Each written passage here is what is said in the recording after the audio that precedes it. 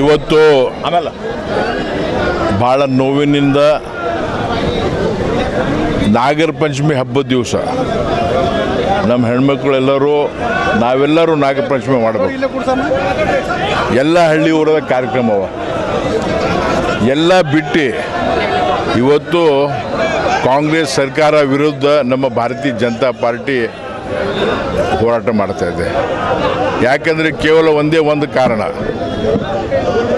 ನಾಗೇಂದ್ರ ಅವರನ್ನು ಸಸ್ಪೆಂಡ್ ಮಾಡಿದರು, ಮಂತ್ರಿಗಿರಿಯಿಂದ ವಜಾ ಮಾಡಿದರು. ಹಿಂದೆ ಅವ್ರಿಗೆ ಮತ್ತೆ ಈ ಹೊಸ ಸರ್ಕಾರದಲ್ಲಿ ಮಂತ್ರಿ ಮಾಡಿದ್ದಾರೆ.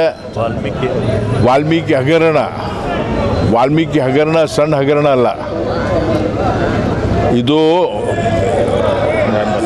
ಎಲ್ಲ ಅತಿ ಹಿಂದುಳಿದ ಜನರ ದುಡ್ಡು. ಇವತ್ತು ಶೆಡ್ಯೂಲ್ ಟ್ರೈಬ್ ಕಮ್ಯುನಿಟಿಗಳಿಗೆ ಜೀವನ ನಡೆಸಲಿಕ್ಕೆ, ಶಿಕ್ಷಣಕ್ಕೆ ಮತ್ತು ಅಭಿವೃದ್ಧಿಗೆ ಆ ದುಡ್ಡೇನು ಇಟ್ಟಾರ, ಆ ದುಡ್ಡನ್ನು ನಿಗಮದಿಂದ ತೆಗೆದು ನೇರ ಎಲೆಕ್ಷನ್ಗಾಗಿ ಉಪಯೋಗ ಮಾಡಿದ್ದಾರೆ.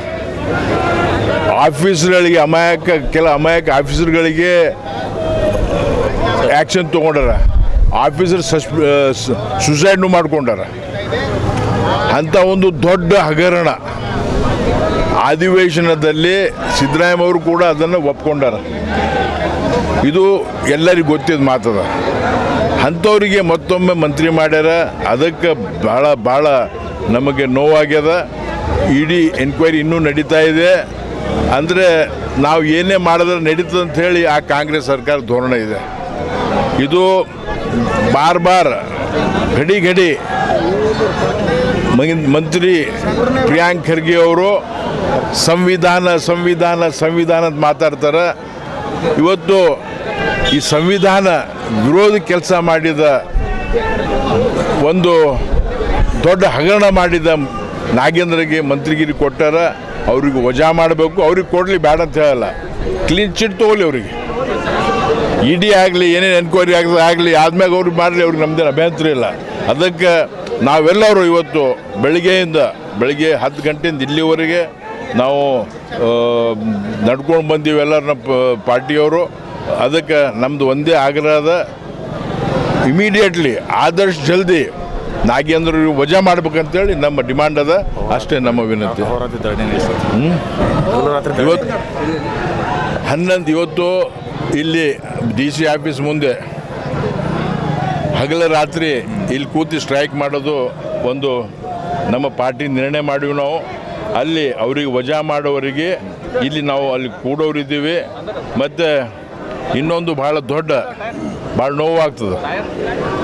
ನಾವು ಎರಡೂ ಮಾತು ಹೇಳ್ತೀವಿ. ಒಂದೇ ಮಾತರಂ ಗೀತೆ AICCI ಪ್ರೆಸಿಡೆಂಟ್ ಮಲ್ಲಿಕಾರ್ಜುನ್ ಖರ್ಗೆ ಅವರು ಮತ್ತು ಸೋನಿಯಾ ಗಾಂಧಿಯವರು ಒಂದೇ ಮಾತರಂ ಗೀತೆಗೆ 3ನೇ 4ನೇ ಸಾಲ ಹಾಡಲಿಕ್ಕೆ ಅವರು ಹಾಡಿದಾಗ ಅದನ್ನು ಕೈ ಸೊನ್ನೆ ತೋರಿಸಿ ನಿಲ್ಲಿಸಿದ್ದಾರೆ. ಅದಕ್ಕೆ ಒಂದೇ ಮಾತರಂ ಹಾಡಕ್ಕೆ ಅನ್ಯಾಯ ಮಾಡ್ಯಾರ. ದೇಶಕ್ಕೆ ಯಾರ್ಯಾರು ಹಿಂದೆ ದೇಶದ ಸ್ವಾತಂತ್ರ್ಯ ಸಲುವಾಗಿ ಯಾರ್ಯಾರು ಹೋರಾಟ ಮಾಡ್ಯಾರ ಅಂಥವ್ರಿಗೆ ಅನ್ಯಾಯ ಆಗ್ಯದ. ಅದನ್ನು ಖಂಡಿಸ್ತೀವಿ. ಕೂಡಲೇ ದೊಡ್ಡ ವ್ಯಕ್ತಿಗೆ ಹೇಳ್ತೀವಿ ನಾವು, ಜನರಿಗೆ ನೀವು ಕ್ಷಮಾಪಣೆ ಕೇಳಬೇಕಂತೇಳಿ ನಮ್ಮ ಒತ್ತಾಯ ಇದೆ.